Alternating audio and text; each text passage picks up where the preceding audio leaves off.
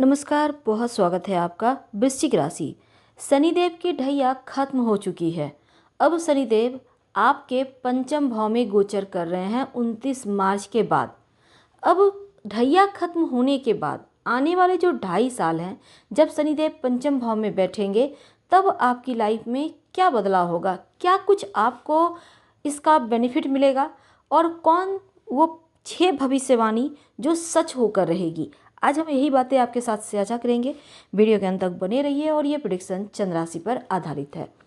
देखिए वृश्चिक वालों, ये वीडियो आपके लिए बहुत इम्पॉर्टेंट है। बहुत सारी मुश्किलें आपने देखी ढैया में, पिछले 2.5 साल बहुत परेशान रहे। अब ढैया से जब मुक्ति मिली है, तब आपकी लाइफ में क्या कुछ बदलाव होगा। वृश्चिक राशि भचक्र की 8वीं राशि है और शनिदेव आपके पंचम भाव में मीन राशि में गोचर करेंगे। तो मीन राशि में शनिदेव करीब 2.5 साल रहेंगे और आपके जब चौथे भाव में थे, बहुत सारी मुश्किलें थी, बहुत टेंशन थी, रिश्तों में दूरियां, माँ के स्वास्थ्य में परेशानी, माँ से के साथ रिश्तों में मुश्किलें। अब जब पंचम भाव में आएंगे, पंचम भाव आ चुके हैं, आपके लिए संतान का, प्रेम का और शिक्षा का भाव है और 8वीं राशि है वृश्चिक राशि। तो वृश्चिक वालों, एक बात हमेशा याद रखिए, जो शनिदेव है ना, मेहनत ज़्यादा करवाते हैं, धीरे धीरे फल देते हैं, स्लो स्लो फल देते हैं, स्नेह स्नेह खुद चलते हैं। तो जब सुख देते हैं तो लंबे समय तक व्यक्ति इसी कारण सुख का आनंद लेता है, और दुख देते हैं तो धीरे धीरे देते हैं ताकि व्यक्ति को ज़्यादा मुश्किल ना आए, धीरे धीरे चीज़ों को सह लेता है।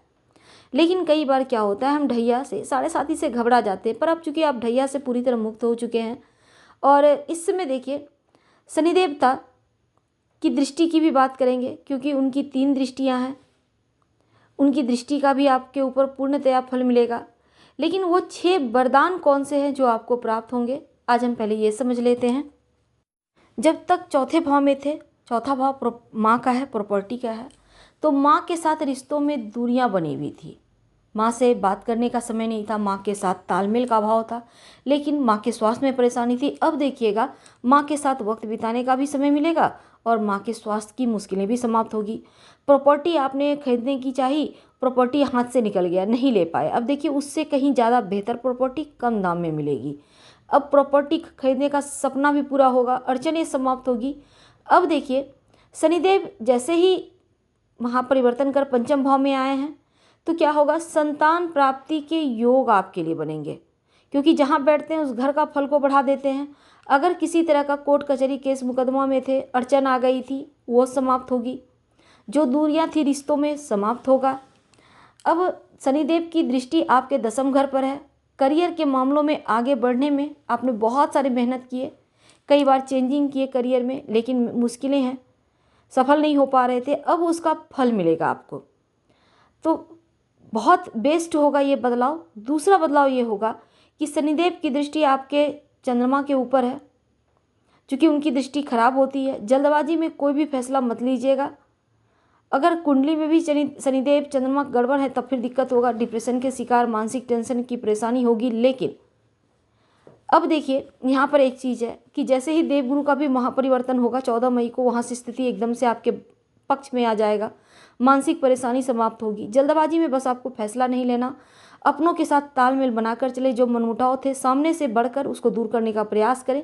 जो आप छोटी छोटी बातों में अग्रेसिव हो जाते थे, वो कम होंगी, अपनों का साथ मिलना शुरू होगा। जीवन साथी से जो रिश्तों में दूरियां चल रही थी, वो अब धीरे धीरे आपके रिश्तों में प्रेम बढ़ेगा। लव रिलेशनशिप में जो आपकी मुश्किलें चल रही थी, मन अशांत था, तो ये अशांति दूर होगी, आपका लव भी आपको समझेगा। अब अगला जो 2.5 साल का वक्त है, प्रेम संबंध, संतान को लेकर स्थिति आपके पक्ष में रहेगी।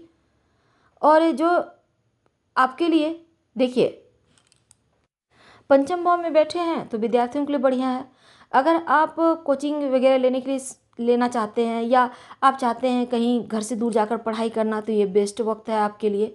मन लगाकर पढ़ाई भी करेंगे।